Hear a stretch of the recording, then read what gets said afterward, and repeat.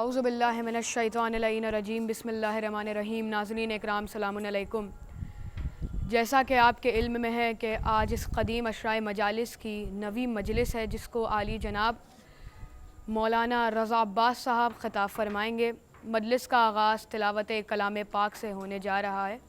میں گزار ہوں جناب وجاہت حسین صاحب کا کہ وہ ممبر پہ تشریف لا کر تلاوت کلام پاک سے مجلس کا آغاز کریں۔ ایک بلند ترین نعرہ صلوات۔ اعوذ باللہ من الشیطان اللعین الرجیم، بسم اللہ الرحمن الرحیم۔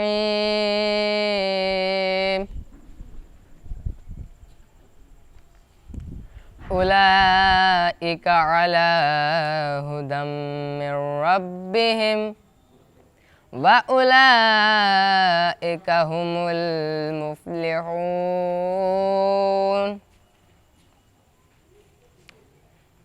إِنَّ الَّذِينَ كَفَرُوا سَوَاءٌ عَلَيْهِمْ أَأَنذَرْتَهُمْ أَمْ لَمْ تُنذِرْهُمْ لَا يُؤْمِنُونَ۔ ختم اللہ علی قلوبہم وعلی سمعہم وعلی ابصارہم غشاوۃ ولہم عذاب عظیم۔ وَمِنَ النَّاسِ مَن يَقُولُ آمَنَّا بِاللَّهِ وَبِالْيَوْمِ الْآخِرِ وَمَا هُمْ بِمُؤْمِنِينَ۔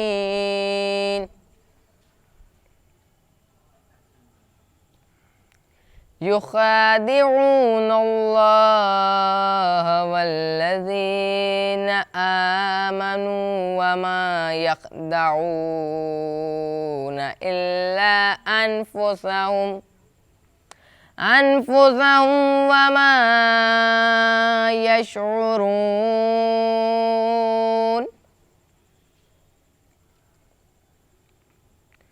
في قلوبهم مرض فزادهم الله مرضا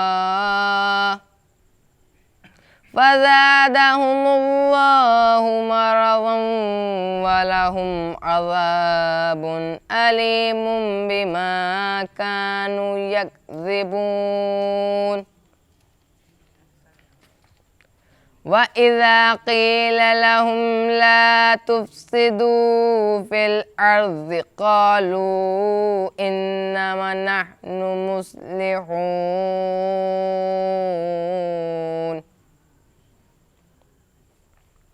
أَلَا إِنَّهُمْ هُمُ الْمُفْسِدُونَ وَلَكِنْ لَا يَشْعُرُونَ۔ صدق اللہ العلی العظیم وصدق رسولہ النبی الکریم۔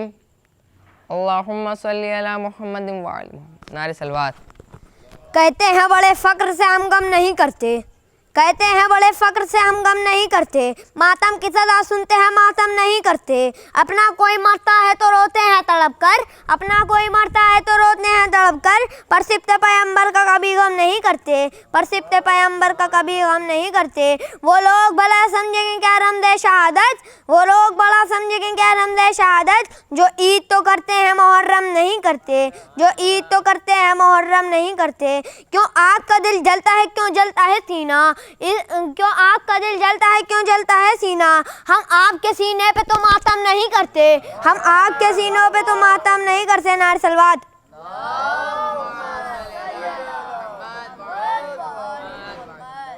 حد بات ہے بس بغض علی کا ہے یہ چکر، حد بات ہے بس بغض علی کا ہے یہ شکر تم اس لیے شبیر کا ماتم نہیں کرتے، تم اس لیے شبیر کا ماتم نہیں کرتے۔ آدم نے تو ہوا کے لیے پیٹا تھا سینہ، آدم نے تو ہوا کے لیے پیٹا تھا سینہ، سمجھاؤ انہیں زندوں کا ماتم نہیں کرتے، سمجھاؤ انہیں زندوں کا ماتم نہیں کرتے۔ نعرہ صلوات۔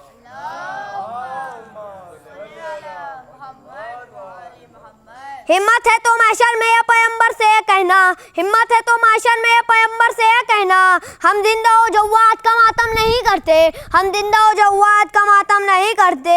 محسن یہی مقبول خایت ہے جہاں میں، محسن یہی مقبول خایت ہے جہاں میں، قاتل کبھی مقبول کا ماتم نہیں کرتے، قاتل کبھی مقبول کا ماتم نہیں کرتے۔ نعرہ صلوات۔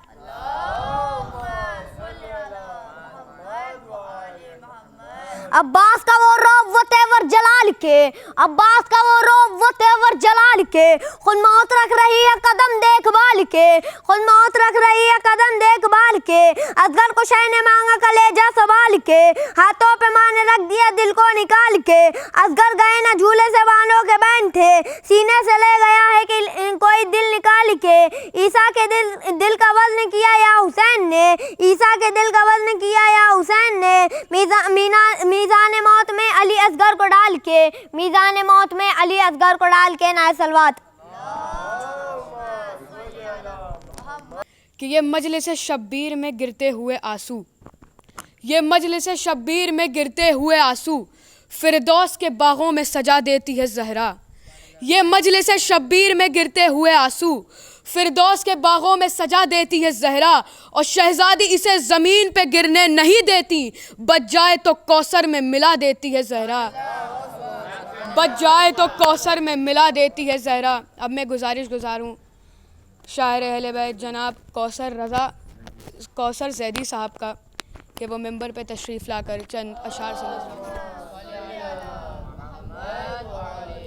نظر فرمائیں کہ آج بے خوف ہے، ایک دن اسے ڈرنا ہوگا، ظلم کو صبر کی تلوار سے مرنا ہوگا، ظلم کو صبر کی تلوار سے مرنا ہوگا، چین سے بیٹھا ہے جو شام میں ہندا کا پسر، اس کو زینب کی عدالت سے گزرنا ہوگا، اس کو زینب کی عدالت سے گزرنا ہوگا، اس کو زینب کی عدالت سے گزرنا ہوگا۔ پھر اہل تخت کا تختہ پلٹنے والا ہے، پھر اہل تخت کا تختہ پلٹنے والا ہے، جلال فاطمہ لائی ہیں ثانیہ زہرا، پھر اہل تخت کا تختہ پلٹنے والا ہے، جلال فاطمہ لائی ہیں ثانیہ زہرا، غم حسین کا سورج اگانے کی خاطر دیار شام میں آئی ہیں ثانیہ زہرا، دیار شام میں آئی ہیں ثانیہ زہرا، دیار شام میں آئی ہیں ثانیہ زہرا۔ آخری کلام میں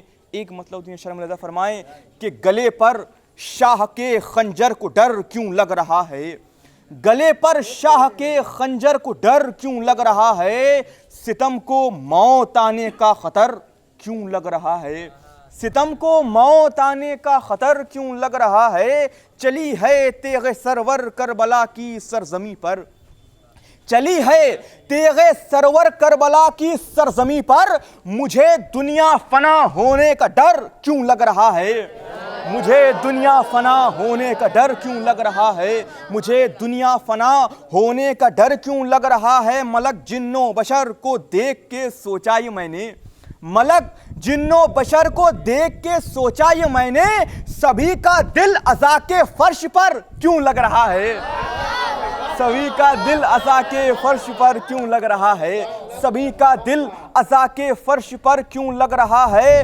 حسین ابن علی کے کیا قدم آئے ہیں گھر میں، حسین ابن علی کے کیا قدم آئے ہیں گھر میں، مجھے روشن میرا گھر اس قدر کیوں لگ رہا ہے، مجھے روشن میرا گھر اس قدر کیوں لگ رہا ہے، اور حسین ابن علی کا ذکر ہے وعدہ خدا کا، حسین ابن علی کا ذکر ہے وعدہ خدا کا، تو پھر فتویٰ عزائے شاہ پر کیوں لگ رہا ہے، تو پھر فتویٰ عزائے شاہ پر کیوں لگ رہا ہے، تو پھر فتویٰ عزائے شاہ پر کیوں لگ رہا ہے، عطائے فاطمہ ہے جب سخن گوئی کی دولت، عطائے فاطمہ ہے جب سخن گوئی کی دولت، تو پھر کوثر تجھے خود کا ہنر کیوں لگ رہا ہے؟ تو پھر کوثر تجھے خود کا ہنر کیوں لگ رہا ہے؟ عطائے فاطمہ ہے جب سخن گوئی کی دولت، تو پھر کوثر تجھے خود کا ہنر کیوں لگ رہا ہے؟ دودھ پڑھیں محمد و آل محمد پر۔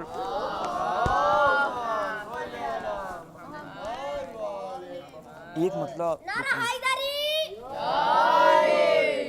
بالکل تازہ ملاحظہ فرمائے کہ فقط ہم ہی نہیں ہر محترم پہنے ہوئے ہے، فقط ہم ہی نہیں ہر محترم پہنے ہوئے ہے، غم شہ میں سیاہ کپڑے حرم پہنے ہوئے ہے، غم شہ میں سیاہ کپڑے حرم پہنے ہوئے ہے، فقط ہم ہی نہیں ہر محترم پہنے ہوئے ہے، غم شہ میں سیاہ کپڑے حرم پہنے ہوئے۔ مطلب ملاحظہ فرمائیں کہ جری کا غیظ محشر کو بہم پہنے ہوئے ہے، جری کا غیظ محشر کو بہم پہنے ہوئے ہے، قبائے خوف ہر اہل ستم پہنے ہوئے ہے، قبائے خوف ہر اہل ستم پہنے ہوئے۔ شعر ملاحظہ فرمائیں کہ پڑا ہے گردن باطل میں اب بھی طوق لعنت، پڑا ہے گردن باطل میں اب بھی طوق لعنت، اسے حق ہے زیادہ کا وہ کم پہنے ہوئے ہے، اسے حق ہے زیادہ کا وہ کم پہنے ہوئے ہے، اسے حق ہے زیادہ کا وہ کم پہنے ہوئے ہے۔ نہ جانے کتنی ہے تاثیر خون شاہ والا، نہ جانے کتنی ہے تاثیر خون شاہ والا، یہ چاند اب تک لباس رنج و غم پہنے ہوئے ہے، یہ چاند اب تک لباس رنج و غم پہنے ہوئے ہے، اور بہت دشوار ہے اپنے عقیدوں کو بچانا، بہت دشوار ہے اپنے عقیدوں کو بچانا، جسے دیکھو وہ دستار عجم پہنے ہوئے ہے، جسے دیکھو وہ دستار عجم پہنے ہوئے ہے، جسے دیکھو وہ دستار عجم پہنے ہوئے ہے، بہت دشوار ہے اپنے عقیدوں کو بچانا، جسے دیکھو وہ دستار عجم پہنے ہوئے ہے۔ سجائی جائے گی سینے پر اس کے مشک کوثر، سجائی جائے گی سینے پر اس کے مشک کوثر، اسی سے تازہ پھولوں کو علم پہنے ہوئے ہے، اسی سے تازہ پھولوں کو علم پہنے ہوئے ہے۔ سجائی جائے گی سینے پر اس کے مشک کوثر، اسی سے تازہ پھولوں کو علم پہنے ہوئے۔ دودھ پڑھیں محمد و آل محمد پر۔ اعوذ باللہ السمیع العلیم علی العظیم من الشیطان اللعین الرجیم، بسم اللہ الرحمن الرحیم، الحمد للہ رب العالمین، والصلاة والسلام علی اشرف الانبیاء والمرسلین، والعاقبۃ للمتقین، ولعنۃ اللہ علی اعدائہم اجمعین، من یومنا ھذا الی قیام یوم الدین، بسم اللہ الرحمن الرحیم۔ قال رسول اللہ صلی اللہ علیہ وآلہ وسلم، یا علی حبک تقوی و ایمان و بغضک کفر و نفاق۔ صلوات بھیج دیں محمد والد کے۔ عزیزان گرامی، جیسا کہ آپ حضرات کے علم میں ہے، یہ قدیم ترین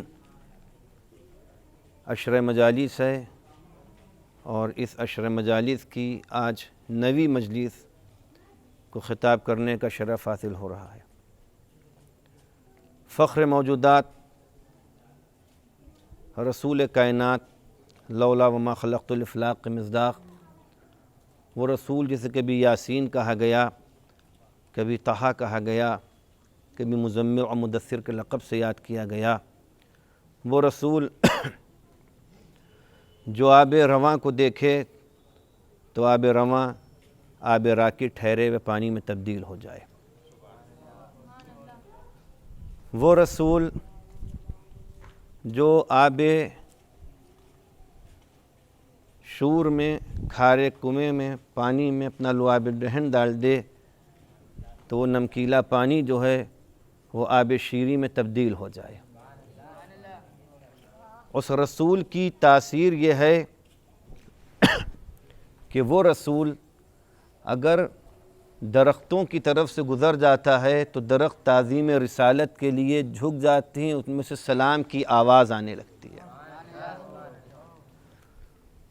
وہ رسول اگر پہاڑوں کی طرف سے گزرتا ہے تو پہاڑ اپنا راستہ چھوڑ دیتے ہیں، اور اگر ادعائے نبوت کے لیے، اثبات ادعائے نبوت کے لیے رسول درخت کو بلاتا ہے تو آدھا درخت چلتا ہوا نظر آ جاتا ہے، جب چاہتا ہے تو پھر آدھا درخت جڑ جاتا ہے، چاہتا ہے تو پورا درخت آ جاتا ہے۔ وہ رسول اپنی زبان مقدس، وہ زبان جو وحی ہے الہی سے دھلی ہوئی ہے، حضور قرآن کے میرا حبیب وحی الہی کے بغیر کلام نہیں کرتا، وہ وحی الہی سے دھلی ہوئی زبان سے ارشاد فرما رہا ہے کہ یا علی آپ کی محبت تقوی ہے اور آپ کی محبت ایمان ہے، اور آپ کا بغض جو ہے وہ کفر ہے، اور آپ کا بغض جو ہے وہ نفاق ہے۔ عزیزان گرامی، اس وقت جو پوری دنیا میں ماحول چل رہا ہے اور پوری دنیا جس روش کے اوپر جا رہی ہے، یوں تو آپ کو مسلمانوں کے بہت فرقے ملیں گے، اور رسول مقبول کی حدیث کے 73 فرقے ہماری امت کے ہوں گے، جس میں سے 72 ناری ہوئیں گے اور ایک جو ہے وہ ناجی ہوگا، ایک جو ہے وہ ناجی ہوگا۔ تو اس وقت عزیزان گرامی، رسالت مآب کی آنکھ بند ہونے کے بعد عالم اسلام میں ہمیں دو ہی فرقے نظر آئے۔ ایک فرقہ وہ نظر آیا کہ جو حضرت مولانا علی امیر المومنین علیہ السلام کو مان رہا ہے، اور ایک فرقہ وہ نظر آیا کہ جس نے پوری جان لگا دی، پوری کوشش لگا دی، سلطنتیں اپنی تباہ و برباد کر ڈالی کہ کسی طرح سے علی کے مقابلے میں آ جائیں اور علی ابن ابی طالب علیہ السلام کے چاہنے والوں کا نام و نشان مٹا دیں۔ جس طرح سے آپ لوگ سنتے ہیں کہ جنگ عظام میں کفار کے تمام گروہ اور جتنے بھی اسلامی مخالف لوگ تھے سب کے سب جمع ہو گئے تھے، صرف اس لیے جمع ہو گئے تھے کہ اسلام کی مخالفت کریں، اور کفاروں سب اکٹھا ہو گئے۔ اسی طرح سے علی ابن ابی طالب علیہ السلام کے مقابلے میں سارے گروہ جو ہیں شیعان علی کے مقابلے میں جمع ہو گئے۔ آپ یہاں یوں کہہ لیجئے کہ پوری دنیا میں بس دو ہی گروہ مسلمان ہیں، اس کے علاوہ تیسرا گروہ مسلمان ہے ہی نہیں۔ یا محبت علی کے اوپر مسلمان سمٹا ہوا ہے، یا عداوت علی کے اوپر مسلمان سمٹا ہوا ہے۔ درود بھیج دے محمد و آل محمد۔ یا عداوت علی کے اوپر سمٹا ہوا ہے یا محبت علی کے اوپر سمٹا ہوا ہے۔ اور آپ یہ بھی یاد رکھیے کہ جس کے دل میں نور ولایت علی ابن ابی طالب اور نور محبت علی ابن ابی طالب روشن ہے، وہ نور کبھی کم نہیں ہو سکتا، اور جس کے دل میں بغض علی ابن ابی طالب موجود ہے، اس کا بغض جو ہے وہ کسی بھی عنوان سے کبھی کم نہیں ہو سکتا۔ آپ چاہے کچھ کر ڈالیے، کچھ بھی آپ کر ڈالیے، یہ کم نہیں ہو سکتا۔ جیسے خود حضرت مولا کائنات امیر المومنین حضرت علی ابن ابی طالب علیہ السلام نے، میرے مولا نے خود ارشاد فرمایا کہ اگر میں اپنے دشمن کو، دوست کو ناک رگڑ دوں، اس کی گویا تحقیر کروں، اس سے کہوں کہ ہم سے دامن محبت میرا چھوڑ دے اور ہم سے دور ہو جا، تو میں اس کی جتنی بھی تحقیر کر دوں، یہاں تک کہ اس کی ناک بھی میں رگڑ دوں، تو وہ میرا دامن محبت چھوڑنے کے اوپر راضی نہیں ہوگا۔ اور اگر میں اپنے دشمن کے دونوں ہاتھوں میں تمام کائنات کی نعمت و حکومتیں بھی رکھ دوں، اس سے کہوں کہ تم میری محبت کو اختیار کر لے، تو وہ تمام نعمتوں کو چھوڑ دے گا اور کہے گا کہ علی ہمیں آپ کی محبت کو اختیار نہیں کرنا ہے، ہمیں آپ کی محبت کو جو اختیار۔ اس کا نتیجہ آپ لوگ جس کا رزلٹ آج کل دیکھ رہے ہیں کہ جو ہے عالم اسلام میں کس طرح سے تشیع کی مخالفت میں غیر اسلام کو اپنا رہبر مان لیا جا رہا ہے۔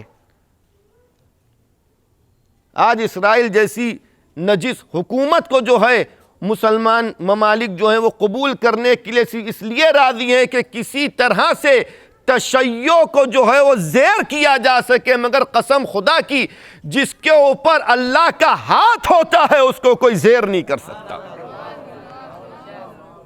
ید اللہ فوق ایدیم، اللہ کا ہاتھ سب سے اوپر، اس کو کوئی زیر نہیں کر سکتا۔ پوری اسلامی مملکتیں ایک کے بعد ایک جو ہے اسرائیل کو قبول کر رہی ہے، اگرچہ وہاں کے اوپر جو مارے جا رہے ہیں وہ انہی والے مارے جا رہے ہیں، لیکن چونکہ ان کا مفاد تشیع جہان کو مٹانے میں اسرائیل کی ہمراہی سے منسلک ہے تو وہ اسرائیل کو قبول کر لیں گے، باطل کا جام پی لیں گے، مگر حق کو اپنے گلے سے نہیں اترنے دیں گے۔ یہ چیز آپ لوگوں نے دیکھ لی۔ عزیزان گرامی، اور یہ جو خوف ہے عالم اسلام کو، یہ بھی میں آپ کو بتا دوں، یہ جو خوف ہے، امام علی ابن ابی طالب علیہ السلام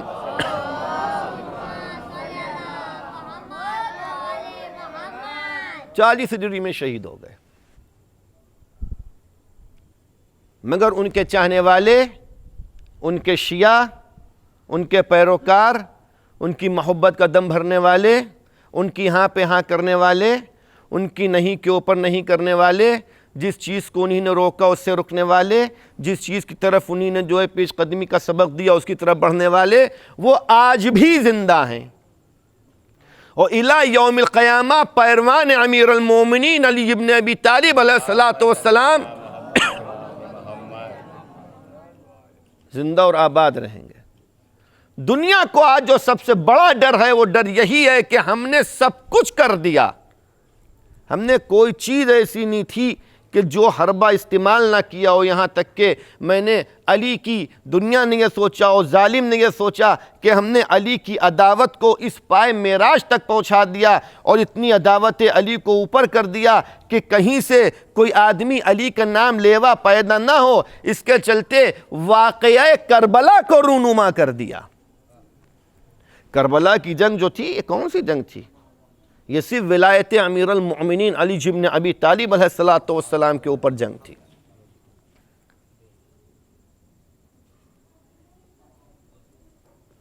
جب شام کا حاکم حضرت مولانا علی امیر المومنین علیہ السلام کو جو ہے وہ سب کر رہا تھا اور مولا کو علی الاعلان جو ہے وہ مولا کے اوپر لعنت کروا رہا تھا، اور جو ہے تشیع جو ہوتا اس وقت اس کو ضربہ پہنچایا جا رہا تھا، تو اس وقت حضرت امام حسین علیہ السلام کا یہ ہدف تھا کہ اپنے بابا کی ولایت کے تحفظ کے لیے ایک ایسے میدان کو چنا جائے کہ جہاں کے اوپر سارا مسلمان جمع ہو جائے اور ساری دنیا دیکھ لے کہ حسین ابن علی کس چیز کے لیے یہاں کے اوپر آئے ہیں۔ قیام حسین ابن علی کس چیز کے لیے؟ اسی لیے کربلا کو جو ہے وہ ہمارے امام معصومین علیہ السلام نے کربلا کو جو ہے زندہ کرنے کا حکم کیوں دیا ہے؟ کیوں کربلا کو زندہ کرنے کا حکم دیا؟ غالباً ہمارے پانچویں امام حضرت امام محمد باقر علیہ السلام، ہمارے چھٹے امام جعفر صادق علیہ السلام نے جب حج کا موقع آتا تھا تو جو امام کے شہادت کا قریب ہوا، پانچویں امام کی شہادت کا وقت، تو مولا میدان مینا میں تھے، مراسم حج انجام دے رہے تھے۔ تو مولا کا دستور یہ تھا کہ جب مراسم حج انجام دیتے تھے تو وہاں اپنے جد حضرت حسین ابن علی کی عزاداری بپا کرتے تھے، اور جب مولا کا وقت آخر قریب آیا تو مولا نے ایک بہت بڑی رقم مولا نے چھٹے امام کو یہ کہہ کے دی تھی کہ اس رقم سے میرے جد حضرت حسین ابن علی کی مظلومیت کو میدان منا میں آشکار کیا جائے، وہاں میرے جد کے اوپر رویا جائے، ان کی عزاداری کی جائے، تاکہ دنیا سمجھے کہ امام حسین علیہ السلام جو کربلا کے میدان میں شہید ہوئے ہیں، وہ ہدف اصلی شہادت حسین مظلوم جو ہے وہ ولایت حضرت مولانا علی امیر المؤمنین علیہ السلام، اور ظالم کے چہرے سے نقاب اٹھائی جا سکے، اور پورے جہان کے، پورے عالم کے جو مسلمان وہاں پہ آتے ہیں وہ دیکھیں کہ کس کی عزاداری کی جا رہی ہے۔ یہ ہم کو سبق حضرت ائمہ اطہار علیہ الصلوۃ والسلام نے دیا ہے۔ اسی وقت سے آپ دیکھ لیجئے کہ مجلس امام حسین اور محرم سے جو یہ عداوت اور یہ محرم سے جو ہے یہ لوگوں کو جو ہے یہ دور کرنا اور مجالس امام حسین علیہ الصلوۃ والسلام میں جو ہے وہ خلفشار پیدا کرنا کہ مجالس نہ ہو پائیں اور مشکلات پیدا ہو جائیں، یہ سب کیا ہے؟ یہ سب اسی لیے ہے کہ اگر منبر کے اوپر شہادت مقصد حسین ابن علی بیان کیا گیا تو یہ مقصد حسین ابن علی فقط کربلا کی شہادت نہیں ہوگی، بلکہ یہ غدیر سے چلے گا سورج جو اٹھے گا تو کربلا کے میدان میں آ کے یہ سورج چمکے گا۔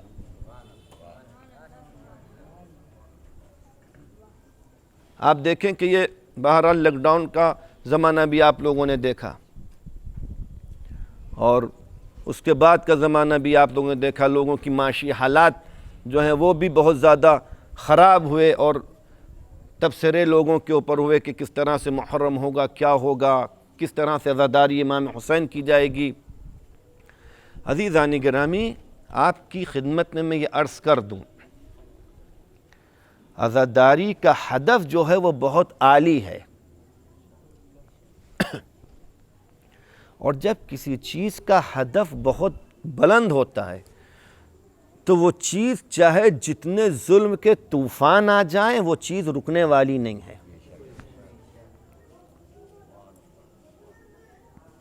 دشمن نے بہت چاہا کہ عزاداری میں رخنہ ڈال دیا جائے اور یہ وبا کا بہانہ لے کے رخنہ ڈال دیا جائے اور عزاداری کو روک دیا جائے۔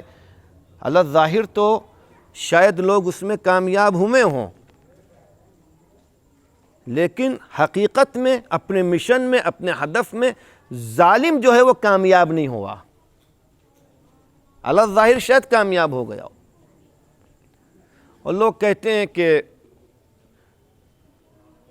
عزاداری امام حسین علیہ السلام میں لوگوں کی آراء آئیں، لوگوں کے مشورے آئے کہ نئی مجلسیں اس طرح سے منعقد ہونا چاہیے، یہ بیماری کا زمانہ چل رہا ہے۔ عزیزان گرامی، میں آپ کی خدمت میں اس سے متعلق ایک چیز عرض کر دوں، امام حسین علیہ السلام کی عزاداری کے اوپر کوئی چیز آج تک اثر انداز نہیں ہوئی ہے، کوئی چیز نہیں ہوئی ہے۔ جب لوگوں کے گلے کٹ گئے، ماؤں نے اپنے 10 جوان جو ہیں رائے حسین میں قربان کر دیے، لوگوں کو جو ہے فقط اس جرم میں کہ یہ سادات ہیں، علی کے چاہنے والے ہیں، یہ امام حسین کے چاہنے والے ہیں، ان کو ظالموں نے جو ہے دیواروں کے اندر چنوا دیا اور ان کے جو ہے خون کا جو ہے وہ گارا بنوا دیا، اور سوچے کہ یہ ختم ہو جائے گا، مگر نہیں ختم ہو سکا، ختم نہیں ہو سکا۔ یہ امام حسین علیہ السلام کی عزاداری کبھی ختم ہونے والی نہیں ہے۔ لوگ یہ نہ سوچیں کہ جو ہے یہ زمانہ جو ہے وبا کی بیماری ہے تو اس کی کوئی دوا نہیں نکلی۔ لوگ کہتے ہیں اس کی دوا نہیں نکلی، دوا کیوں نہیں نکلی ہے؟ پروردگار کے لیے محال ہے کہ وہ ایک بیماری بھیج دے اور اس کی دوا نہ بھیجے، یہ محال چیز ہے کہ ایک بیماری آئے اس کی دوا نہیں ہو، دوا ہے اس کی دوا جو ہے یہی فرش عزا امام حسین علیہ السلام ہے، یہی اس کی دوا ہے۔ جب آج سے تقریباً 100 سال پہلے یہ وبا کی بیماری آئی تھی، یہ بیچ میں جملے آ گئے تو میں بیان کر دے رہا ہوں عظمت عزا امام حسین کے اوپر، تاکہ لوگ جو ہیں وہ خوف و ہراس نہیں کریں۔ میں نے کئی جگہ مجالس میں اس چیز کے اوپر زور دیا کہ مجلس حسین کا انعقاد کریے، جو حکومت کی طرف سے گائیڈ لائنز دی گئی ہیں اور جو ہمارے مراجع کرام ان کا سایہ ہمارے سروں پہ قائم رہے، جو انہی نے ہدایات بیان فرمائیں گے، اس کو مد نظر رکھتے ہوئے مراسم عزاداری امام حسین کو جو ہے وہ برگزار کریے، اس کو انجام دیجیے۔ عزاداری کی تعطیل کبھی ہو ہی نہیں سکتی، اس لیے کہ ہمارا اور آپ کا بھی چھایا ہوا فرش نہیں ہے، یہ ہم اور آپ اس کے ضامنی، اس کی ضامن حضرت بی بی فاطمہ الزہرا سلام اللہ علیہا۔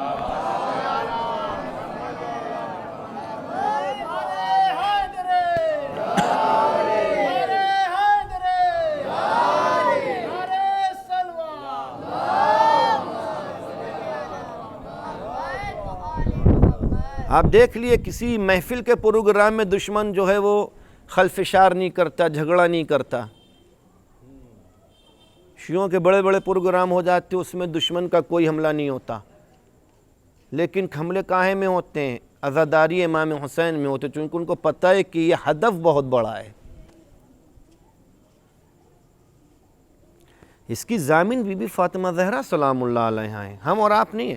یہ تو بی بی فاطمہ زہرا سلام اللہ علیہا کا کرم خاص ہے کہ انہی نے ہم لوگوں کا انتخاب کیا ہے کہ ہم لوگ مجلس حسین میں بیٹھتے ہیں، مجلس حسین کو برپا کرتے ہیں۔ یہ ان کا کرم خاص ہے، یہ میرا کام نہیں، ملائکہ کا کام ہے۔ یہ حضرت آدم سے لے کے ختم النبوت تک انبیاؤں کا کام ہے کہ حسین مظلوم کی عزاداری کریں۔ یہ فرشتوں کا کام ہے کہ حسین مظلوم کے اوپر روئیں، جیسا کہ روایات معصومین علیہ السلام میں وارد ہے کہ امام حسین علیہ السلام کی شہادت کے بعد سے جو فرشتے کا آئے تھے وہاں کے اوپر گروہ فرشتے ایک کے بعد ایک آئے تھے جو سرکار شہادت کی مدد کے لیے وہاں کے اوپر آئے تھے۔ امام حسین نے کہا کہ نہیں، مجھ کو تم سے مدد نہیں چاہیے، تو وہ امام حسین علیہ السلام کی قبر کے وہیں رکے، اور اس کے بعد جب حسین مظلوم شہید ہو گئے تو حکم پروردگار سے وہیں کے اوپر ہیں، اور وہیں کے اوپر امام حسین کے اوپر گریہ کر رہے ہیں۔ جو امام حسین کا زائر قبر سرکار شہادت جاتا ہے تو اس کے لیے استغفار کرتے ہیں۔ یہ بہت بڑے بڑے موضوع ہیں عزیزان گرامی، تو یہ ہم لوگوں کی چیز نہیں ہے کہ ہم لوگ اس کے اوپر کر لیں۔ اس کے بعد کسی چیز کا اثر ہو ہی نہیں سکتا، کچھ اثر نہیں ہو سکتا۔ بی بی فاطمہ زہرا اس کی ضامن ہے۔ تہران کے اندر ایک بہت بڑے عالم دین اور خطیب تھے، بہت بڑے خطیب تھے، بہت بڑے عالم بھی تھے اور خطیب بھی تھے۔ تو ان کو ایک سال ایک بہت بڑا تہران کا عشرہ ملا، بہت بڑا عشرہ ملا۔ اس کو آیت اللہ حیدر قنبری نے اپنی کتاب داستان شگفت انگیز عزاداری امام حسین علیہ السلام میں تحریر کیا ہے واقعہ کو۔ ان کو بہت بڑا عشرہ ملا اس وقت۔ تو 29ویں ماہ ذی الحجہ تھی، چاند ہو چکا تھا، پہلی محرم کی شب لگ چکی تھی۔ تو جیسے یہاں کے اوپر لوگ مراسم جو 29 تاریخ سے شروع ہو جاتی ہیں رات کو، وہ پڑھنے کے لیے نکلے، تو ان کا کوچہ بند تھا، بنبست کوچہ تھا، بند کوچہ تھا، گلی بند تھی، اور آخر میں ان کا گھر تھا جو وہ روڈ پہ آنے کے لیے بس روڈ پہ پہنچنے والے تھے کہ اس سے پہلے 2 گھر تھے۔ پہلے ایک گھر تھا، اس میں سے ایک ضعیفہ باہر آئی اور اس نے ان کے راستے کو روکا، سلام دعا ہوا، کہا کہ آغا آپ میرے کیاں بھی مجلس پڑھ دیں امام حسین کی۔ وہیں کہا حاش خانہ مادر جان، آپ کو پتہ ہے ہم کو شہر کا اتنا بڑا ممبر ملا، ہم کو مجلس پڑھنے کے لیے جو ہے بہت وقت درکار ہے۔ یہ تہران ہے، علماء کا مجمع ہے، عرفاء کا مجمع ہے، آدھے گھنٹے 1 گھنٹے کی تقریر کے لیے 5 گھنٹے پہلے کتاب کے اوپر نظر کرنا پڑتی ہے کہ کہیں سے کوئی مورد اشکال چیز نہ نکل آئے ہمارے اوپر۔ چیزیں ضبط ہوتی ہیں، ریکارڈنگ ہوتی ہے، اس میں مشکلات ہیں، ہم وقت نہیں ملے گا، اور آپ کو پتہ ہے میں کتنی رات کو لوٹوں گا۔ لنگر چلے گا، لنگر حسین چلے گا، کھانا ہوگا، سینہ زنی ہوگی، عشاق حسین ماتم کریں گے، اس کے بعد زیارت پڑھا کے آؤں گا، آپ کو مشکل ہو جائے گی، جن عزاداروں کو آپ بلائیں گی میرا کب تک انتظار کریے گا۔ اس نے اپنے ہاتھوں کو جوڑ لیا، کہنے لگی نہیں آپ میرے گھر مجلس پڑھ دیں۔ یہ کہنے لگے کہ میں نے بہت اصرار کیا کہ آپ اس کو چھوڑ دیں، میری تعطیل کر دیں، کہیں گے نہیں آپ کو پڑھنا مجلس۔ آخر کار کہنے کہ مجبور ہو گیا کہ اس کی اصرار کے اوپر ہاں کروں، کہیں گے میں نے ہاں کر دی کہ ٹھیک ہے میں پڑھوں گا۔ کہیں گے پہلی شب ہوئی، رات کو 10:30 پونے 11 بجے میں لوٹا، عرق پورے جسم ہمارا پسینے سے شرابور تھا، عرق ریزاں تھے، ہمیں لباس پورا تر تھا، اور جب میں گھر کے کوچے کی طرف مڑنے والا تھا تو میرے دل میں خوف تھا کہ اب وہ کہیں گی کہ میرے کیا پڑھ دیجئے، میں اتنا تھکا ہوا ہوں۔ اور ان کے گمان میں یہ تھا کہ بہت مجمع ہوگا، بہت محلہ ہے تشیع کا ہوگا۔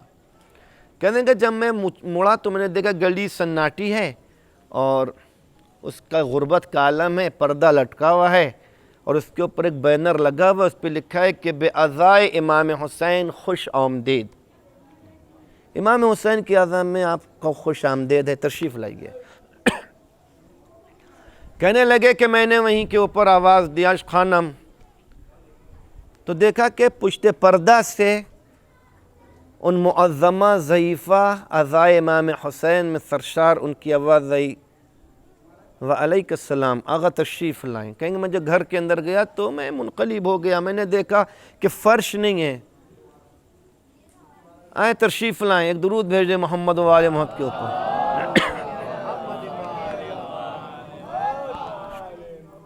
ایک اور اس سے بہتر درود بھیج دیں حضرت محمد۔ کہیں گے فرش نہیں ہے، لوگ نہیں ہیں، ایک اس کے پڑوس کی ضعیفہ اسی کے ہمسین ہے، وہ بیٹھی ہوئی ہے اور وہ ہے۔ تو میں نے کہا کہ کہاں پہ مجلس ہوئے گی معظمہ؟ تو اتنی غریب تھی کہ اس کے پاس کرسی بھی نہیں تھی، سٹول بھی نہیں تھا جو زمانے کا جو ہو کہ اس کے اوپر ذاکر حسین کو بٹھائے۔ دو گمے رکھے تھے، آجر جس کو وہاں کہتے، اس نے اس کو رکھا، ایک کپڑا اس پہ ڈالا، کہا کہ آغا اس کے اوپر آپ بیٹھ کے مجلس پڑھیں،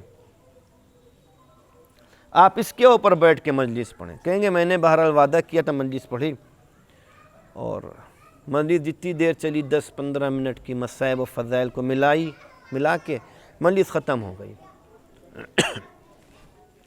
کہنے لگی کہ مجلس ختم ہو گئی، یہ سلسلہ 5 محرم تک چلا۔ جب 6 محرم کی شب آئی تو کہنے لگے اس میں وقت وہاں بہت اوپر وقت چلا جاتا، جیسے یہاں وقت اوپر چلے جاتے ہیں سب۔ کہیں گے رات کا 1:15 ساڑھے 12 بج گیا مجھے لوٹنے میں۔ اب جب میں وہاں کے اوپر گلی میری آئی، کوچہ آیا، تو میں نے کہا کہ مجھے خوف طاری ہوا کہ اب تو وہ ضعیفہ سو بھی گئی ہوگی، اب اس کا دروازہ اور پردے پاس جا کے آواز دوں، اور اب وہ یقیناً میرا انتظار کر کے ضعیفہ سو گئی ہوگی، اب کہاں اٹھے گی وہ ضعیفہ۔ کہنے لگے میں نے دیکھا تو روز تو وہ پردے پاس کھڑی رہتی تھی، مجھے پردے کے پیچھے وہ نہیں دکھی، تو میں نے کہا کہ اب آج شکر خدا ہے کہ ہم اپنے گھر جا کے تھوڑا آرام کریں گے، تھوڑی کتاب، صبح اٹھیں گے، جلدی اٹھیں گے۔ کہنے لگے میں چلا گیا، بستر خواب کے اوپر میں گیا، کہیں گا 10 منٹ ہوئے تھے مجھے سوئے ہوئے۔ جو لوگ امام حسین کی عزاداری میں ذرا سا بھی حصہ لیتے ہیں، خدا شاہد ہے کہ امام حسین اور بی بی فاطمہ زہرا سلام اللہ علیہا ان کو ہر طرح کی دنیاوی اور اخروی ان کی حاجتوں کو پورا کریں گی۔ کہنے لگے کہ جب میں چلا گیا، میں سویا، ابھی 10 منٹ ہوئے تھے مجھ کو سوئے ہوئے، کہ میں نے خواب میں دیکھا کہ حضرت فاطمہ زہرا سلام اللہ علیہا تشریف لائیں گے،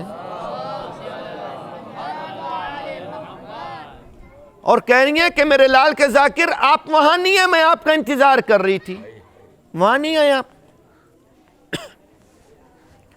یہ کہنے لگے شہزادی میں تو وہاں ابھی مجلس پڑھ کے آقا کی اپنے آ رہا ہوں، میرا جسم دیکھ رہی ہیں ابھی سوکھا نہیں ہے پسینہ، میرا لباس پورا ایسے ہی تر پڑا ہوا ہے۔ کہنے لگی آپ صحیح کہہ رہے ہیں وہاں پڑھ کے، لیکن وہاں میں آپ کا انتظار دیکھ رہی تھی، وہاں بھی آپ کو آنا تھا۔ کہنے لگے جیسے میں نے سنا میری آنکھوں میں آنسو آ گئے، میں خوف سے شرابور ہو گیا پسینے سے، آنکھ کھلی، جب خواب غفلت سے آنکھ کھلی تو فوراً ہی میں نے اپنا لباس پہنا، عبا قبا پہنی، اسی لباس کو پہنا اور ننگے پیر ان کے گھر کی طرف دوڑا، اور میں نے سوچا کہ وہ تو سو رہی ہوئیں گی، آواز دی۔ کہنے لگے جیسے میں نے آواز دی تو پشت پردہ کے پیچھے، پردے کے پیچھے جو وہ معظمہ کھڑی ہوئی تھیں، اور کہنے لگی کہ میرے آقا کے ذاکر آپ کا بہت احسان کہ آپ نے اتنی رات کو بھی ہمارے عزا خانے کو فراموش نہیں کیا، آپ کا بڑا احسان ہے کہ آپ نے اتنی رات کو بھی میرے عزا خانے کو نہیں فراموش کیا، آپ میرے عزا خانے میں مجلس پڑھنے کے لیے آئے۔ یہ کہنے لگے کہ میں رقت کر رہا تھا، میرا گلو گیر تھا اور میری آواز نہیں نکل رہی تھی، رونے میں ہوتی، بس میں اندر گیا، میں نے مجلس پڑھی۔ کہنے لگے مگر پچھلی 5 شبوں میں اور آج کی شب کی مجلس میں فرق تھا۔ جب میں نے مصائب پڑھے، کہنے لگے کہ روز تو دستور یہ تھا کہ 2 معظمہ بیٹھی تھیں اور 2 ہی معظمہ کے رونے کی آواز آتی تھی، مگر اب جو میں نے 6ٹی شب کو مصائب پڑھے، تو میں نے کیا دیکھا کہ اس طرح سے رونے کی آواز آ رہی ہے کہ ایسا لگتا ہے کہ پورا گھر عزاداروں سے بھرا ہوا ہے اور در و دیوار سے رونے کی آواز آ رہی ہے۔ تو میرے دوستوں، 2 رکعت نماز پڑھا کریے محرم کے اختتام کے اوپر کہ پروردگار نے ہم کو عزائے امام حسین کے لیے چنا ہے۔ اور قسم خدا کی اس سال تو ہر انسان کو شکرانے کی نماز پڑھنا چاہیے کہ میرے معبود نے اس وبائی بیماری میں ہماری زندگی کو اتنی حیات بخشی کہ ہم نے 1441 کا بھی محرم جو 42 کا پوری طرح سے جو اس کو انجام دے دیا۔ کسی چیز کا اثر ہونے والا نہیں۔ یہ نہ سوچئے عزیزان گرامی کہ مجلسیں رک جائیں گی۔ جب آج سے 100 سال پہلے وبا کی بیماری آئی تھی تو حضرت آیت اللہ العظمہ گل پائگانی صاحب انہی نے اس چیز کو نقل کیا ہے کہ گل پائگان میں وہ کہتے ہیں ان کے انتقال کو بھی غالباً 28-30 برس ان کے انتقال کو ہو گئے آیت اللہ گل پائگانی کے، اور وہ 105 سال کے یا 3 یا 5 سال کی عمر میں جو ہے ان کی وفات ہوئی ہے۔ اور وہ حضرت آیت اللہ العظمہ خوئی کی وفات کے بعد جو ہے وہ مرجع بنے تھے، پھر عراقی صاحب بھی بنے تھے مرجع، پھر اس کے بعد ان کے بعد جو ہے وہ آیت اللہ العظمہ سید علی حسینی سیستانی صاحب جن کا سایہ ہم لوگوں نے سروں پہ خدا قائم رکھے وہ مرجع بنے۔ تو بیان کرتے ہیں کہ جب وبا کی بیماری گلپائگان ایران کا شہر ہے وہاں کے اوپر پہنچی، تو یہ بہت پرانی بات ہے، انقلاب اسلامی نہیں آیا تھا اس وقت۔ تو جیسے سب قومیں رہتی ہیں ویسے تشیع بھی شیعہ بھی رہتے تھے، یعنی جیسے سب لوگ رہتے ہیں، سب لوگوں کو اس وقت جیسے تشیع کی حکومت اور شیعہ کی حکومت ویسے کام نہیں تھے۔ ویسے کہنے کہ وبا کی بیماری آئی گلپائگان میں اور اس نے تہلکہ مچا دیا، بیماری نے ہر ایک کے گھر کے اوپر جو بیماری نے اپنا قدم رکھا، کوئی گھر کو نہیں چھوڑا۔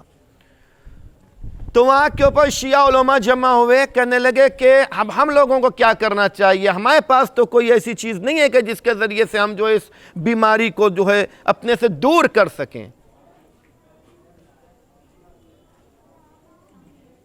دور کر سکیں کیا چیز ہے؟ تو وہاں کے اوپر لوگوں نے کہا کہ ایک چیز ہے، علماء نے کہا کہ ہم لوگ امام حسین علیہ السلام سے توسل اختیار کریں۔ کہا کس ذریعے سے؟ کہا کہ عزاداری امام حسین کا انعقاد کریں، اگرچہ وہ نہ محرم کا مہینہ تھا، نہ وہ سفر کا مہینہ تھا، نہ بچے ہوئے ربیع الاول کے دن تھے کہ جو امام حسین کی عزاداری جس میں ہوتی ہے۔ کہا کہ اس کا انعقاد کریں، اس کو قائم کریں۔ تو بیان کرنے والوں نے بیان کیا، اس واقعے کو لکھا گیا ہے کہ پورے گلپائگان میں شیعوں نے جس طرح سے پہلی محرم سے 10 محرم کے مہینے میں منائے جاتے ہیں، اسی طرح سے پہلی محرم سے 10 دن جو ہے امام حسین علیہ السلام سے منسوب کیے۔ حسینیاؤں میں کالے پرچم لگائے گئے، سڑکوں پہ شیعوں کی کالے پرچم لگائے گئے، کالے پردے باندھے گئے، لوگوں نے کالے کپڑے پہنے اور سب نے اسی طرح سے امام حسین کی عزاداری کری، جس کا نتیجہ یہ ہوا کہ اغیار میں تو وبا کی بیماری رہی مگر شیعان علی علیہ السلام میں وبا کی بیماری ختم ہو گئی۔ درود بھیج دیں محمد وآل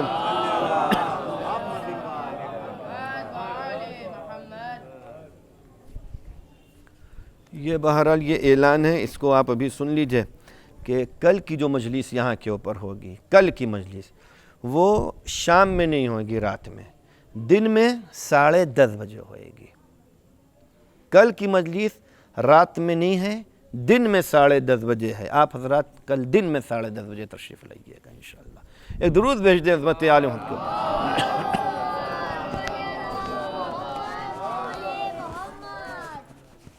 تو عزیزان گرامی یاد رکھیے کہ علی ابن ابی طالب علیہ السلام کے چاہنے والے کبھی بھی کسی بھی ماحول میں عزاداری امام حسین چھوڑ ہی نہیں سکتے۔ عزاداری سے فائدے اٹھاتے ہیں، عزاداری کی برکات کو دیکھتے ہیں، اور اس کی برکت یہ ہوئی کہ پھر گلپائگان میں کسی بھی شیعہ کے گھر سے کسی بھی بری خبر کی آمد نہیں ہوئی۔ درود بھیج دیں محمد و آل محمد۔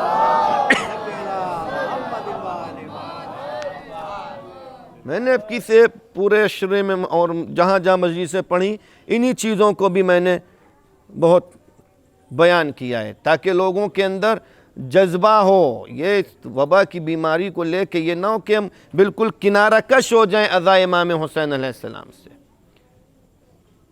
حسین شعار ماں، شہادت افتخار ماں۔ ہم اگر محرم میں بھی مر جائیں گے تو یہ میری شرف ہے، یا لیتنی کنت معکم فافوز معکم۔ ہم زبان سے دہراتے ہیں، زیارتیں پڑھتے ہیں، عملی جامع ہو جائے گا، کون سی پریشانی ہمارے لیے آ جائے گی؟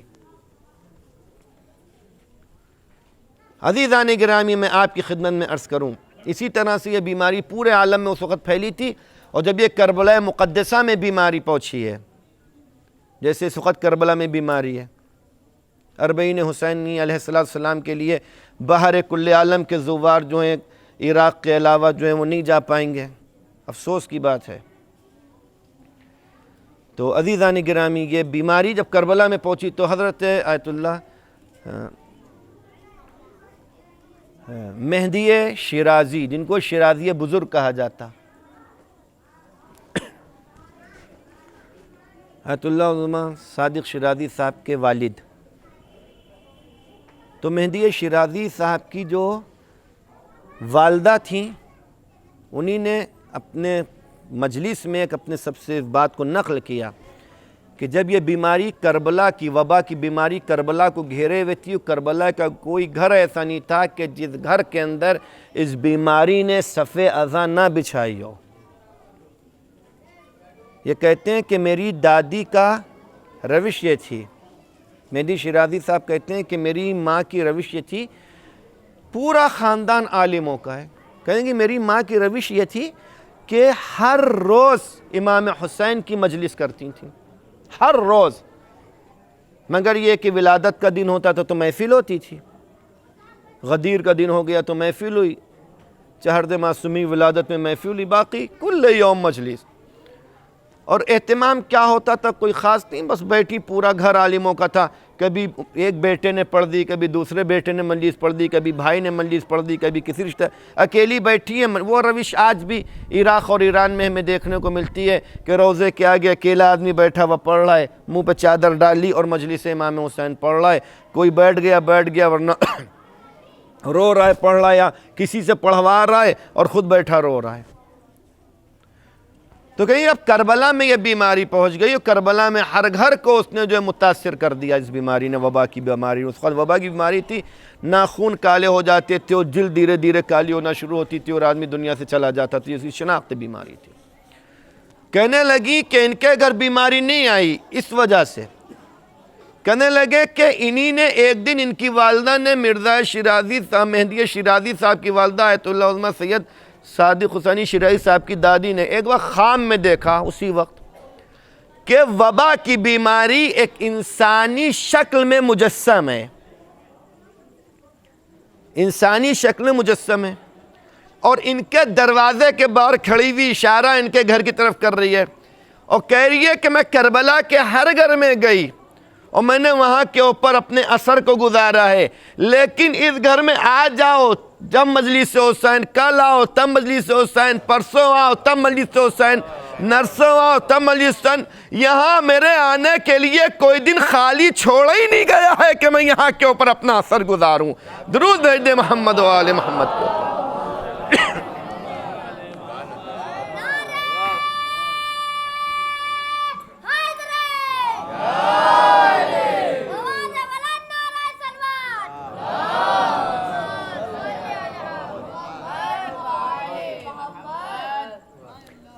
تو میرے دوستوں، امام حسین کی عزاداری جو ہے، اس سے آپ مولا حسین سے توسل کریے، یقین جانیے امام حسین علیہ السلام اپنے عزادار کے اوپر ضرور ضرور ضرور نظر رحمت کریں گے، خدا نظر رحمت کرتا ہے، خداوند منان ارشاد فرماتا ہے کہ میں روز عرفہ میدان عرفات میں جو حجاج کرام مہمان خدا ہوتے ہیں ان کے اوپر نگاہ رحمت بعد میں ہوتی ہے، پہلے زوار امام حسین جو امام حسین کے جوار میں ہوتے ہیں ان کے اوپر نگاہ رحمت پہلے ہوتی ہے۔ بس میرے دوستوں وقت تمام ہو رہا ہے، ہم لوگوں کو اس ماحول میں حسینیت کا دامن نہیں چھوڑنا ہے۔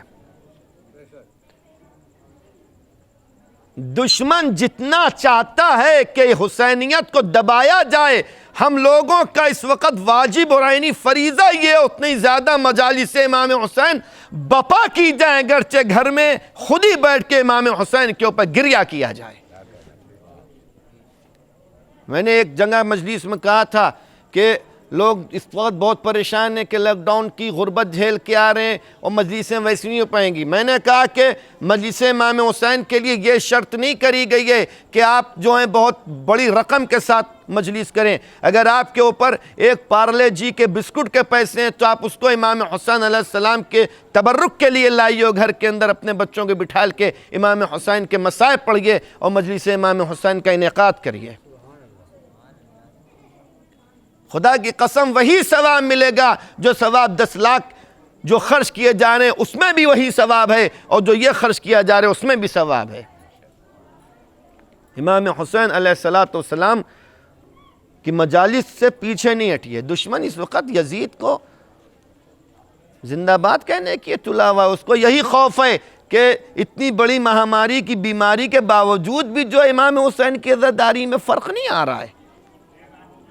دشمن اس سے ہیجانی میں پڑا ہوا ہے کہ لوگ بیماری کو رو رہے ہیں، اور عراق میں لوگ جو ہیں جانے کے لیے رو رہے ہیں کہ ہم عراق جائیں گے ضرور چہلم میں۔ بس عزیزان گرامی وقت بہت ہو گیا، نہیں تو آپ کے سامنے اور عرض کیا جاتا۔ امام حسین کی مجلس برپا کریے، عزاداری میں حصہ لیجئے، عزاداری امام حسین میں حصہ لیجئے جس طرح سے بھی ہو۔ آپ پیسے سے نہیں کر سکتے، ہاتھ پیروں سے حصہ لیجئے۔ بہت زیادہ قوت اور توانائی آپ میں نہیں ہے تو آپ اپنی توانائی کے مطابق عزائے امام حسین علیہ السلام کی خدمت کریے۔ بس ایک واقعہ اور مصائب آپ کی خدمت میں عرض کرتا ہوں، اور یہ واقعہ بھی مصائبوں کی طرف لے کے جائے گا۔ ایک شیراز میں رہتے تھے ملا عباس چاوش، چونکہ یہ زیارت 40 جو ہے اس کا موسم ہے، لوگ زیارت کی نکلنے، پورے عالم سے لوگ جاتے تھے زیارت کے لیے۔ اور ابھی خدا سلامت رکھے ہمارے عراق کے شیعوں کو کہ وہ جو ہیں اس کمی کو پورا کر رہے ہیں، اور بصرہ اور ذقار اور کہاں کہاں سے کئی 100 کلومیٹر کے سفر کو طے کر کے دنیا کو یہ بتانا چاہتے ہیں کہ امام حسین علیہ السلام کی عزاداری پہ کوئی چیز غالب نہیں ہو سکتی ہے۔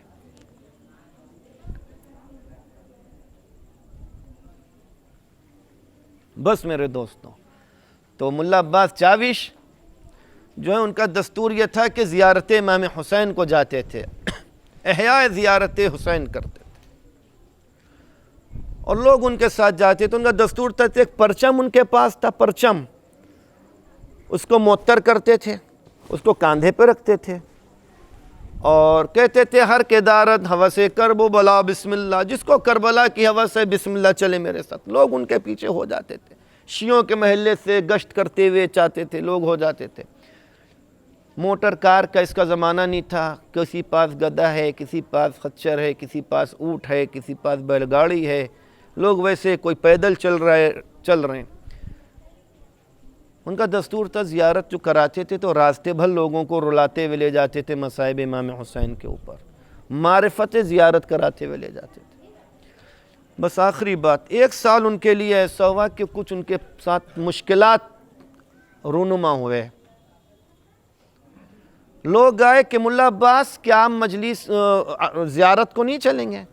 انہوں نے کہا کہ اب کی سے میں نہیں جا پاؤں گا زیارت کے اوپر، اور اب کی سے نہیں جا پائیں گے۔ اس واقعے کو جہاں لکھا ہے وہاں لکھا ہے کہ اس سال 80% جو زیارت کرنے کے جانے والے تھے وہ جوان لوگ تھے، جوان، اور وہ ایسے جوان تھے جو پہلی بار کربلا جانے کے لیے آمادہ ہوئے تھے۔ انہوں نے کہا ملا عباس ہم تو آپ کے ساتھ جائیں گے چاہے کچھ ہو جائے، کہیں گے میرے ساتھ مشکل ہے نہیں جاتے، بیچارے کے پاس پیسے کی مشکلات تھی، کسی سے کہہ نہیں رہے تھے زبان سے۔ لوگ سمجھ گئے، کہیں گے ملا عباس ہم آپ کی زیارت کا بھی خرچ دیں گے، آپ کی جو مشکلات ہیں وہ بھی برطرف کریں گے، اور آپ کو پورے 1 سال کا خرچہ بھی دیں گے، مگر آپ کو ہمارے ساتھ زیارت حسین پہ چلنا پڑے گا۔ انہی نے اٹھایا پرچم، معطر کیا، صدا لگائی ہر کے دارد ہوس کرب و بلا بسم اللہ، چلو کربلا کی طرف۔ بڑا مجمع ہو گیا ان کے ساتھ۔ کہنے لگے کہ کربلا سے 1 منزل کا فاصلہ تھا، اب لوگ پیدل جاتے ہیں 40 سے میں نجف سے عراق، تو پتہ ہے منزل کہاں پہ رکنا ہے کہاں پہ نہیں رکنا۔ کہنے لگے 1 منزل کا فاصلہ تھا، رات کا 12:30 پونے 1 ہونے والا تھا، تو سب لوگوں نے وہیں پر رک گئے، اپنے کو لوگوں نے سواریوں سے گرا دیا، تھکے ماندے تھے، کہیں گے بس اب کل چلیں گے، شب جمعہ تھی وہ شب جمعہ تھی، اب کل چلیں گے۔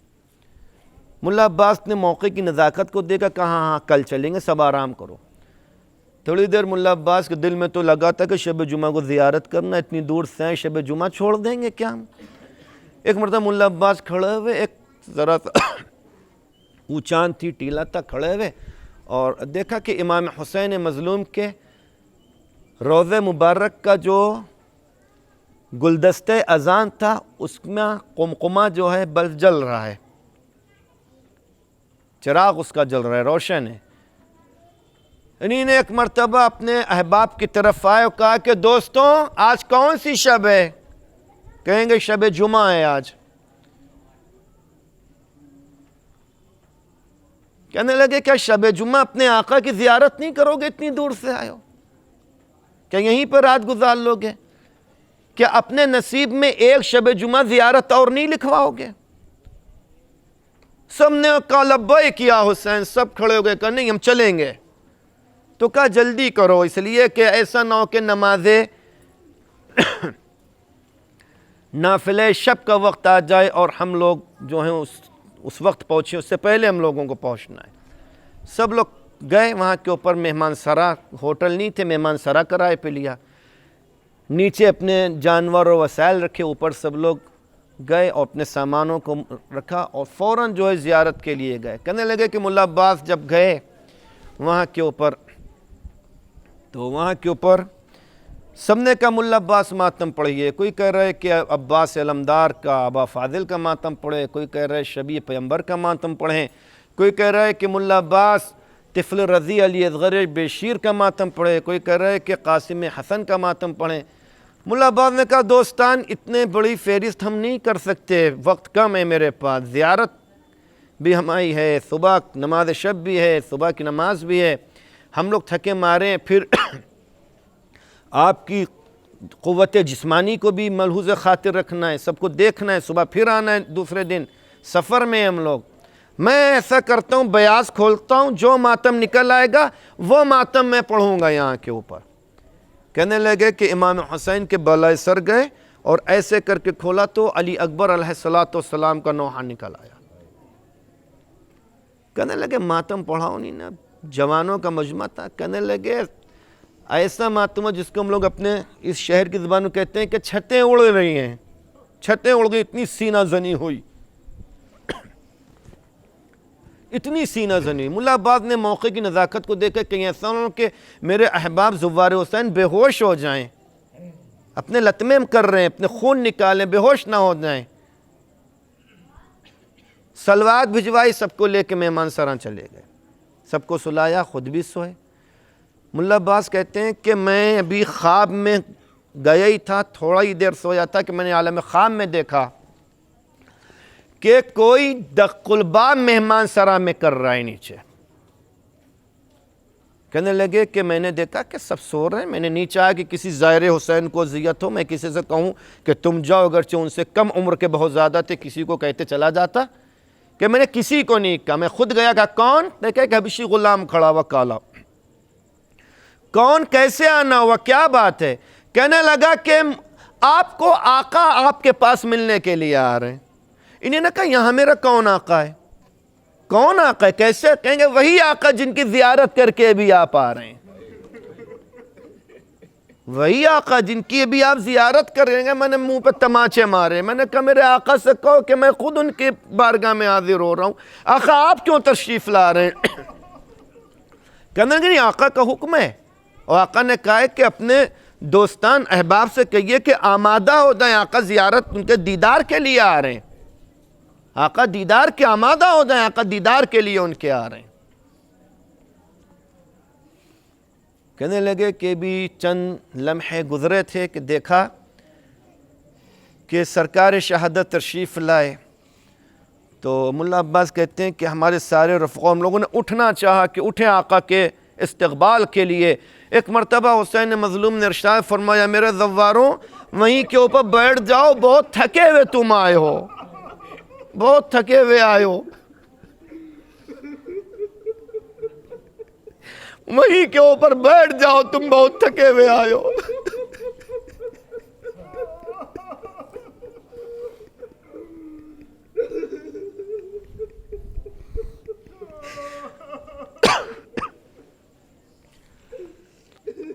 آقا نے ارشاد فرمایا ملا عباس تمہیں پتہ ہے کہ ہم یہاں کے اوپر کیوں آئے؟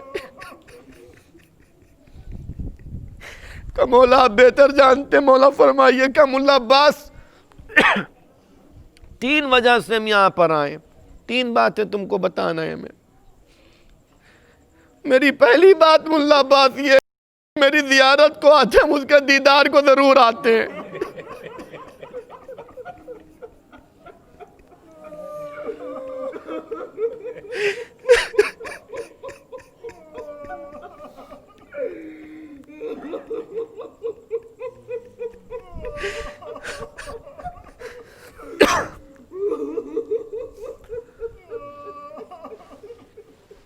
ملا عباس میری دوسری بات یہ ہے کہ جب تم اپنے شہر میں شب جمعہ عزاداری کرتے ہو پورے سال بھر، تو وہاں کے اوپر جوان ماتم کرتے ہیں، تم نوحہ پڑھتے ہو۔ ایک ضعیف ہے، میرے ضعیفوں عزاداران امام حسین جو ضعیف ہیں سنیں آپ کا رتبہ کیا ہے۔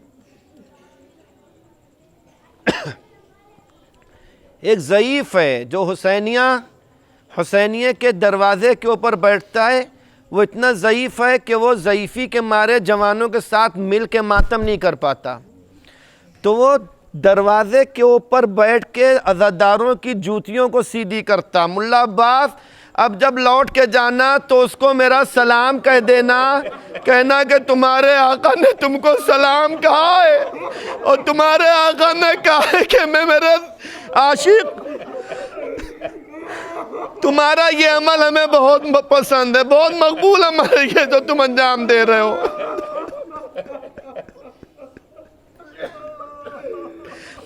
پھر مولا نے ارشاد فرمایا ملا عباس چاوش ابھی شب جمعہ گزری، تم وہاں سے آئے اور شب جمعہ یہاں ٹکو گے، ماں مولا اب پھر شب جمعہ ہوگے ہمارے روضے پہ، کہاں مولا آپ کے روضے پہ آئیں گے شب جمعہ؟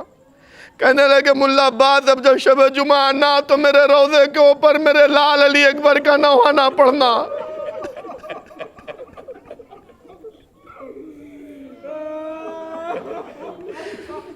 ملا عباس نے ہاتھوں کو جوڑا کہ مولا کوئی خطا ہو گئی، الفاظ غلط ہو گئے، جملے غلط ہو گئے۔ کہا نہیں ملا عباس بہت عمدہ نوحہ پڑھا تم نے۔ میں کہا تمہیں ملا عباس پتہ ہے شب جمعہ میری بہن زینب شام سے میرے پاس آتی ہے زیارت کے لیے، میری ماں فاطمہ بقیع سے آتی ہے شب جمعہ۔ اے ملا عباس جب سے تم نے میرے اکبر کا نوحہ پڑھا ہے میری ماں اور میری بہن غش میں پڑے ہیں۔ ہاں عزاداروں امام حسین کے اوپر روئیے، اب کی اپنے مولا کے اوپر رونے کے لیے وہ موقع فراہم نہیں ہوئے جو ہوتے تھے۔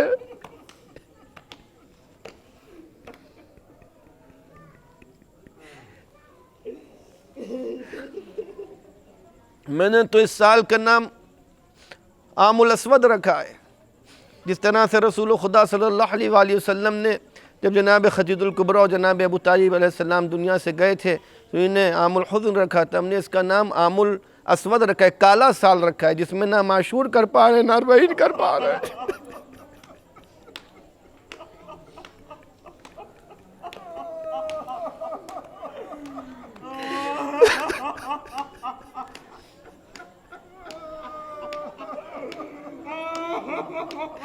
یہ ہم لوگوں کے لیے بڑا منحوس سال ہے کہ ہم اپنے مولا کے اوپر رو نہیں پا رہے۔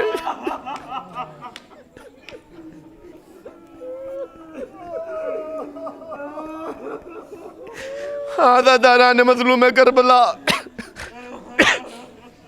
انشاءاللہ کل دن کی مجلس میں بھی آپ لوگ شرکت فرمائیے گا، جس مجلس کو برادر محترم برادر حجت اسلام علیہ مولانا مرزا جعفر عباس صاحب لوگ کعبہ خطاب فرمائیے، جو آخری مجلس ہے۔ ہر سال وہ مجلس رات ہی کو ہوتی تھی، جلوس نکلتا تھا۔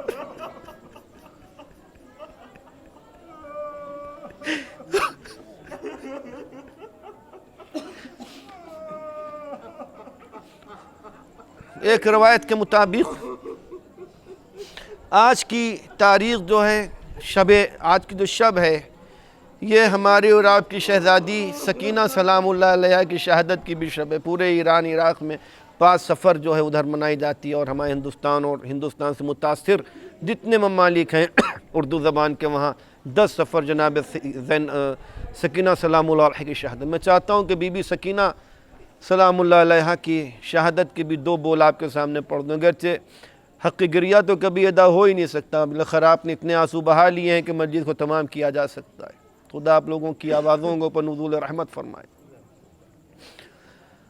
جناب سکینہ سلام اللہ علیہ کی شہادت عزیزان گرامی، دل کو ہلانے والی شہادت۔ جناب سکینہ کی شہادت اور ان کے اوپر جو مصائب گزرے، فقط اگر جناب سکینہ سلام اللہ علیہ کے ان مصائبوں کو بیان کر دیا جائے تو جناب سکینہ کے اوپر گزرے تو وہ مصائب ہی ایسے ہیں کہ انسان کو رلا دیتے۔ آپ ذرا تصور کریں کہ جب 3 سال کی یتیمہ سکینہ، 3 سال کی بچی، 4 سال کی عمر میں تو جناب سکینہ کی شہادت ہوئی، 1 سال قید خانہ شام میں۔ جناب سکینہ جب رسر عاشور اپنے بابا سے رخصت کے لیے آئیں اور اپنے بابا کو رخصت کر رہی تھی جناب سکینہ، تو جب امام حسین علیہ السلام ذوالجناح کے اوپر سوار ہوئے اور جناب سکینہ سلام اللہ علیہ نے ذوالجناح کی سموں سے لپٹ گئیں، امام حسین چاہتے تھے کہ رہوار کو آگے بڑھائیں، مگر رہوار آگے نہیں بڑھتا تھا۔ تو ایک مرتبہ جب امام نے فرمایا، اے میرے نانا کی سواری، یہ آخری زحمت ہے، مجھ کو میرے مقتل میں کیوں نہیں لے کے جاتا؟ اے عزاداروں، قیامت ہو گئی۔ زبان بے زبانی میں رہوار نے ایک مرتبہ اپنی گردن کو سموں کی طرف جھکایا اور کہا کہ مولا، ارے ذرا دیکھ تو لیچے سکینہ ہماری سموں سے لپٹی ہوئی ہے۔ اب جو حسین نے نیچے مڑ کے دیکھا تو جناب سکینہ ذوالجناح کی سموں سے لپٹی ہوئی ہے۔ میرے بابا کے ذوالجناح، ارے میرے بابا کو نہ لے جا، ارے جو بھی صبح سے گیا ہے وہ واپس نہیں آیا۔ اے عزاداروں، حسین مظلوم نیچے تشریف لائے، جناب سکینہ کو گود میں لیا، صبر کی تلقین فرمائی، اور پھر اس کے بعد کہتے ہیں بی بی صبر کریے۔ جناب سکینہ نے ارشاد فرمایا، بابا میری یہ خواہش ہے، صاحب اولاد اس چیز کا احساس کریں گے، بچے سب برابر ہوتے ہیں، مگر اگر بیٹی کوئی خواہش کرتی ہے اور ایسے وقت میں اگر کوئی خواہش کرتی ہے کہ جس وقت باپ سفر کے اوپر جا رہا ہے، اگرچہ اس کو یقین ہوتا ہے کہ سفر سے لوٹ آئیں گے، مگر اس خواہش کو پورا ضرور کرتا ہے، مگر جہاں کے اوپر یہ یقین ہے کہ اب جو حسین مقتل میں جائیں گے تو حسین لوٹ کے نہ آئیں گے، اے عزاداروں قیامت ہو گئی۔ حسین نے فرمایا، بی بی بتائیے، کہا بابا جب سے اس بن میں آئے ہیں آپ کے سینے کے اوپر چین سے نہیں سوئے بابا، اے بابا ایک لمحے کے لیے اپنے سینے پہ سلا لیجئے۔ لیے حسین کربلا کی جلتی ہوئی زمین پہ لیٹ گئے حسین کے سینے پہ حسین کی چہیتی بیٹی آ گئی۔ حسین نے اپنی بیٹی سے فرمایا سکینہ آرام کر لو سکینہ۔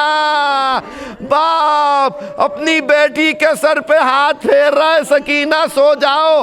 سکینہ کہتی ہیں میں خواب میں سو گئی۔ ایک مرتبہ سکینہ بی بی اٹھی، آواز دیتی ہیں بابا خدا حافظ بابا، اے بابا خدا حافظ بابا، اے بابا جائیے۔ حسین مظلوم کہتے ہیں سکینہ بی بی کیا بات ہے، اے سکینہ تھوڑا اور آرام کر لیجئے، اے بابا کی لاڈلی تھوڑا اور سو جائیے۔ ارے ابھی تو آپ کو بہت جاگنا ہے۔ کہا نہیں بابا جائیے خدا حافظ۔ حسین نے کہا نہیں سکینہ بتائیے۔ تو ایک مرتبہ بی بی کہتی ہے بابا ارے ابھی ہمیں آپ کے سینے پہ نیند آ گئی، اے بابا ہم نے خواب میں اپنی دادی فاطمہ کو دیکھا، میری دادی مقتل میں۔ اے سکینہ میرا بچہ بہت پیاسا ہے سکینہ۔ اے سکینہ کا اے سکینہ عصر کا وقت قریب ہے، اے سکینہ میرے لال کو رخصت کر دو، اے بابا جاؤ۔ ہاں عزاداروں حسین کو سکینہ نے رخصت کیا، مگر سکینہ نے حسین کو رخصت کر کے سکینہ خیمے میں آ گئیں۔ سکینہ انتظار کر رہی ہیں کہ بابا آئیں گے، مگر ذوالجنہ آیا۔ ایک بار اور سکینہ نے اپنے بابا کو رخصت کیا ہے، مگر وہ اس عالم میں رخصت کیا ہے جب سکینہ نے اپنے بابا کو قید خانہ شام میں دیکھا کہ بابا تشریف لائے ہیں۔ اے عزاداران مظلوم کربلا، سکینہ کی رقت کی صدائیں بلند ہوئیں، یزید ملعون کی نیند میں خلل آیا، آواز دی آج کون سی تازہ مصیبت اہل حرم کے اوپر آ گئی۔ ارے اب جو آیا یزید کا کارندہ آیا، آ کے پوچھتا ہے کیا مصیبت آ گئی۔ اے عزاداروں سکینہ کی جب رونے کی آواز بلند ہوئی قید خانہ شام میں اور سکینہ نے گریہ بلند کیا تو جناب زینب قریب آ گئیں۔ اے سکینہ کیوں رو رہی ہو، اے سکینہ کیوں رو رہی ہو؟ بی بی کہتی ہیں پھوپھی اماں ارے ابھی میرا بابا خواب میں آیا تھا، اے پھوپھی اماں میں نے ابھی اپنے بابا کو خواب میں دیکھا تھا پھوپھی اماں، اے پھوپھی اماں میرا بابا مجھے لینے آیا تھا۔ سکینہ سمجھ گئی، زینب سمجھ گئی کہ حسین کو خواب میں دیکھا ہے۔ ایک مرتبہ زینب نے کربلا کا رخ کیا، اے بھیا حسین ارے آپ تو خواب میں آ کے چلے گئے، اے بھیا۔ مگر اب زینب سکینہ کو کیسے سمجھائے؟ ہاں عزاداران مظلوم کربلا قیامت ہو گئی۔ یزید ملعون نے تشت طلا میں سر مقدس حسین بھیج دیا، بچی نے باپ کے منہ پہ منہ رکھ دیا، اے بابا ارے ابھی تو آپ صحیح تھے بابا، اے بابا یہ ریش مبارک خون سے کس نے رنگین کر دی، اے بابا آپ کے سر و تن میں کس نے جدائی کر دی۔ بچی بین کر کر کے باپ کے لبوں کے اوپر اپنے رخسار کو رکھ دیا، اے بابا اب بچی کی آواز خاموش ہو گئی۔ ارے سکینہ دنیا سے چلی گئی، زین العابدین نے اپنی بہن کو غسل و کفن کر دیا، لیے سکینہ بی بی اسی کرتے میں دنیا سے چلی گئی جو شام غریبہ کے جلا تھا۔ اے عزاداروں قید خانے میں کوہرام بپا ہو گیا، ایک تازہ مصیبت آ گئی، بیویاں رو رہی ہیں وہاں مصیبت آ۔ زین العابدین اپنی بہن کے لاشے کو اٹھایا قید خانے میں دفن کر دیا۔ اے زینب، اے سکینہ، اے آقا زین العابدین ہم لوگوں کے پرسے کو قبول فرمائیے۔